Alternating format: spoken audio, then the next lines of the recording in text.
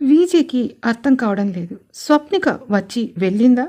లేక తన విరహం సృష్టించిన భ్రమన? అసలు ఆ ఫోన్ కాల్ ఎవరిది? అని ఆలోచిస్తూ తన ఫోన్ స్క్రీన్ చూసుకుంటాడు విజయ్. అది ఒక అన్నోన్ నంబర్. ఎవరై ఉంటారా అన్నోన్? తెలుసుకోవడానికి వెంటనే ఈ పార్ట్ వినండి. మీరు వింటున్నది చంద్రవర్షిని ఆడియో స్టోరీస్. నిన్నే ప్రేమిస్తా, ఒక సీఈఓ ప్రేమ కథ, పార్ట్ 138. విజయ్ తన రెస్ట్ రూమ్లో షవర్ కింద నిలబడతాడు. చల్లటి నీటి ధారలు అతని వేడిని చల్లార్చలేకపోతున్నాయి. కళ్ళు మూసుకుంటే స్వప్నిక స్పర్శ. ఆమె చెప్పిన ఆ వింత మాటలైనా, ఈ రోజు నుండి నువ్వు వేరే గదిలో పడుకో అని స్వప్నిక అన్న మాటలు అతని మెదడులో మాటిమాటికి మారుమోగుతున్నాయి. షవర్ కింద స్నానం చేస్తున్న అతనికి ఒక గంట క్రితం జరిగింది గుర్తుకొస్తుంది. ఇద్దరు ఒకటైన తర్వాత అలసిపోయిన స్వప్నికను తన కౌగిట్లో బందీ చేసి కళ్ళు మూసుకుంటాడు విజయ్. అతని గుండె చప్పుడును వింటూ ఒక్క క్షణం తను కూడా కళ్ళు మూసుకుంటుంది స్వప్నిక. వెంటనే విజయ్ ఆమె మెడపై తన పెదవులతో ముద్దుల సంతకం చేస్తుంటే స్వప్నిక తన వణుకుతున్న వేళ్లతో అతని వీపులోకి గట్టిగా తన గోళ్లను దిప్పుతూ అతనికి మరింత దగ్గరగా జరుగుతుంది. ఆమె శ్వాస అలా వేగంగా వేడిగా తగులుతుంది అతనికి. ఆ నిశ్శబ్దంలో వాళ్ళిద్దరి ఏకాంతం ఒక మధుర కావ్యంలా సాగుతున్న స్వప్నిక ప్రవర్తనలో ఏదో తెలియని ఒక ఆతృత, ఒక భయం విజయ్కి కనిపిస్తూనే ఉంటుంది. ఆమె తనని అంతగా అతుక్కుపోవడం వెనక కేవలం ప్రేమ మాత్రమే లేదని, ఏదో సిగ్నల్ ఉందన్న విషయం అతనికి మెల్లగా అర్థమవుతోంది. కానీ అదంతా తన భ్రమ కావచ్చని కొట్టిపారేసుకుంటాడు విజయ్. అతని మీద పూర్తిగా వాలిపోయిన స్వప్నిక విజయ్ చెవి దగ్గర తన పెదవులను ఆనించి చాలా తక్కువ గొంతుతో కేవలం అతనికి మాత్రమే వినిపించేలా ఏదో గొనుగుతుంది. విజయ్, ఈ క్షణం మనది, కానీ రేపు నేను నీ కళ్ళ ముందు ఉండకపోవచ్చు. గాలి కూడా శత్రువులా మారుతుంది. మనల్ని దూరం చేయడానికి చీకటి రాబోతుంది. ముందు ముందు రాబోయే రోజుల్లో నువ్వు జాగ్రత్తగా ఉండాలి అని వణుకుతున్న గొంతుతో అంటుంది స్వప్నిక. వెంటనే స్వప్నిక మళ్ళీ విజయ్కి ఆలోచించడానికి టైం ఇవ్వకుండా అతని పెదవులను తన పెదవులతో బంధించి ముద్దులతో ముంచెత్తుతుంది. తన ఆవేదనను ఆ ముద్దులో దాచేస్తూ అతన్ని మైమరిపిస్తుంది. విజయ్ ఒక్కసారిగా ఆగిపోయి ఆమె ముఖంలోకి చూడబోతాడు. కానీ స్వప్నిక అతని తలని పట్టుకుని తన భుజంపై ఆనించుకుంటుంది. ఆమె కళ్ళ నుండి ఒక కన్నీటి చుక్క జారి అతని ఛాతిపై పడుతుంది. విజయ్ ఆమెను వింతగా చూస్తాడు. ఏమంటున్నావు స్వప్ని అని అడగబోతాడు కూడా. కానీ ఆమె అతని పెదవులపై తన వేలుని ఉంచి ఆపుతుంది. నన్ను అలా చూడకు విజయ్, నేను చెప్పేది జాగ్రత్తగా విను. మీరు ఇంటికి వెళ్ళాక కొన్ని రోజుల పాటు వేరే గదిలో పడుకోండి. నా గొంతులో ప్రాణం ఉన్నంత వరకు నేను నీదాన్నే విజయ్. నన్ను ఖచ్చితంగా అబ్జర్వ్ చేస్తూ ఉండు. చెప్పింది అర్థమవుతుందా అని అంటుంది స్వప్నిక. ఆమె మాటలు వింటుంటే విజయ్కి అర్థమవుతుంది. తను కేవలం ప్రేమ కోసం రాలేదని, తన చుట్టూ ఏదో కుట్ర జరుగుతుందని హింట్ ఇవ్వడానికి వచ్చింది. విజయ్ కౌగిట్లో ఒదిగిపోయిన స్వప్నిక అతని కళ్ళలోకి తీక్షణంగా చూస్తూ ఆ మాట అన్నప్పుడు విజయ్ గుండె ఒక్క క్షణం ఆగిపోతుంది. గుర్తుంచుకో విజయ్, నా వెనుక దాగున్న నీడ కావచ్చు. ఒకవేళ నేను కనిపించకుండా పోతే ఈ మాటలే నీకు దారి చూపిస్తాయి. ఆమె అన్న ఆ మాటలు విజయ్ మెదడులో ఇప్పుడు కూడా వినిపిస్తూనే ఉంటాయి. తను వేరే గదిలో పడుకోమని ఎందుకు చెప్తుంది?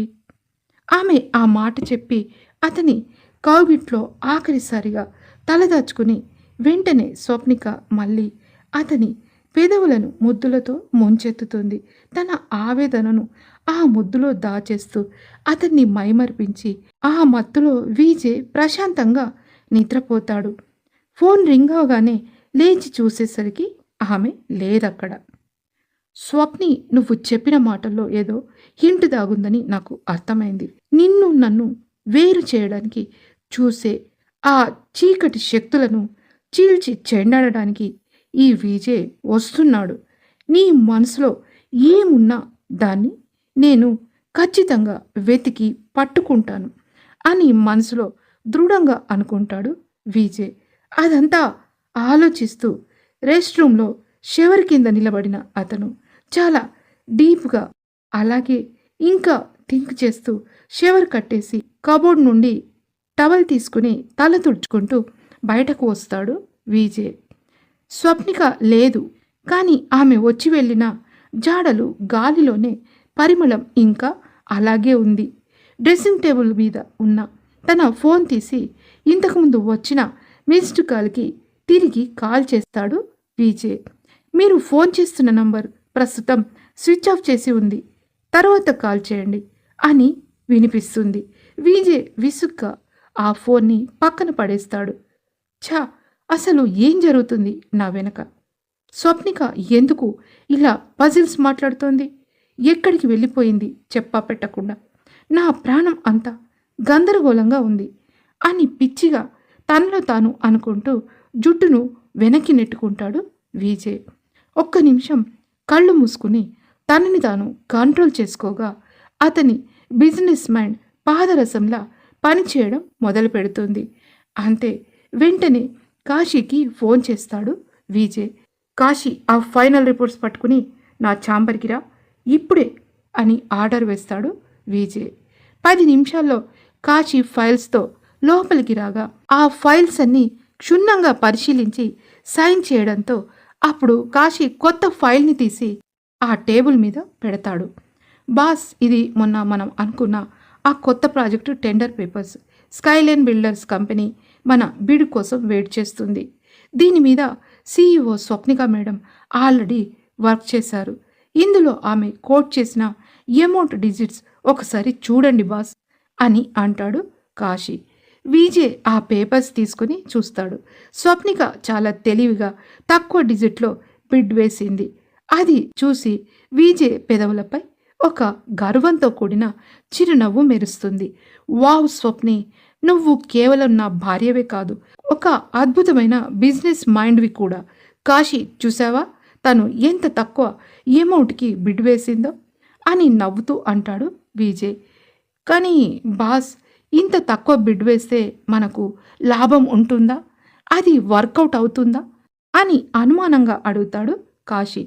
ఖచ్చితంగా అవుతుంది కాశీ. వాళ్ళ ఫ్లాట్స్ కొంచెం చిన్నగా ఉన్నాయి. మిడిల్ క్లాస్ వాళ్ళకి అందుబాటులో ఉండేలా స్వప్నిక ఈ ప్లాన్ వేసింది. రేటు తక్కువగా ఉంటే ఎక్కువ మంది కొంటారు. వాల్యూమ్ పెరిగితే ఆటోమేటిక్గా ప్రాఫిట్ వస్తుంది. వెరీ స్మార్ట్ మూవ్ అని చిన్నగా నవ్వుతూ అంటాడు విజయ్. నిజంగా మేడం గ్రేట్ బాస్. ఇంత చిన్న పాయింట్ని ఆమె ఎలా క్యాచ్ చేశారో అని ఆశ్చర్యంగా అంటాడు కాశీ. ఈ బిడ్ సబ్మిట్ చేయడానికి ఇంకా ఎన్ని రోజుల టైం ఉంది కాశీ అని అడుగుతాడు విజయ్. ఇంకా 2 days టైం ఉంది బాస్ అని అంటాడు కాశీ. విజయ్ ఒక్క నిమిషం ఆలోచిస్తాడు.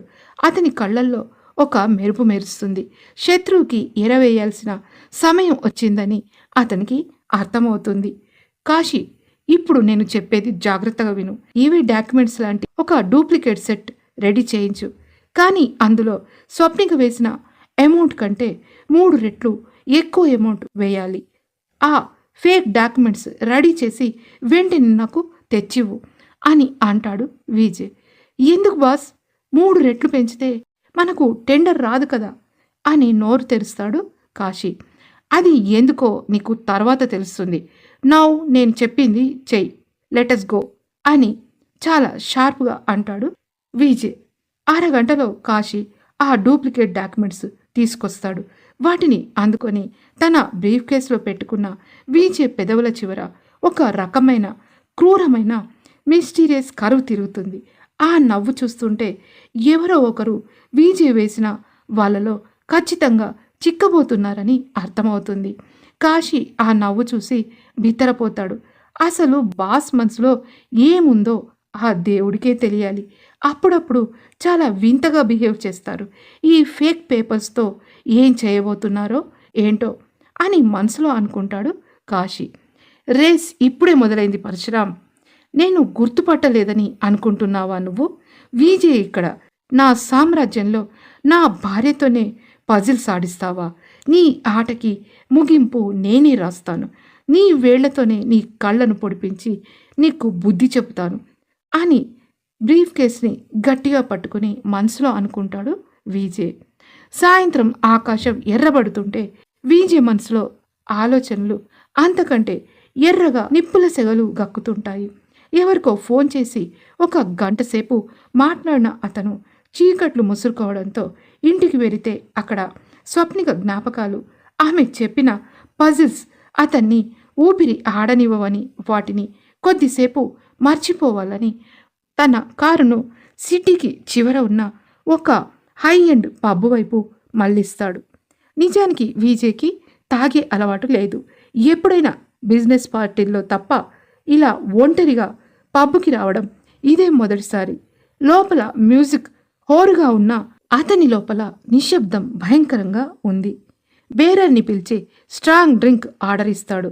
గ్లాసులోని ద్రవాన్ని చూస్తూ స్వప్నిక తనని ఆఫీస్లో హత్తుకున్న క్షణాలను, ఆమె చెప్పిన మంచి పని చేశావు, ఇక నుండి నువ్వు ఒంటరిగా పడుకో అన్న ఆమె మాటలను గుర్తు చేసుకుంటాడు విజయ్. పెళ్ళైన తర్వాత ఇంతవరకు తను స్వప్నిక వేరువేరు గదుల్లో ఒంటరిగా పడుకుంది లేదు. విజయ్కి స్వప్నిక ఎవరో, ఆమెను అతను ఎంతగా ఇష్టపడుతున్నాడో అతనికి తెలుసు. కానీ స్వప్నికకు మాత్రం విజయ్ ఒక అన్నోన్ పర్సన్. ఆమె కలల రాకుమారుడు వేరు.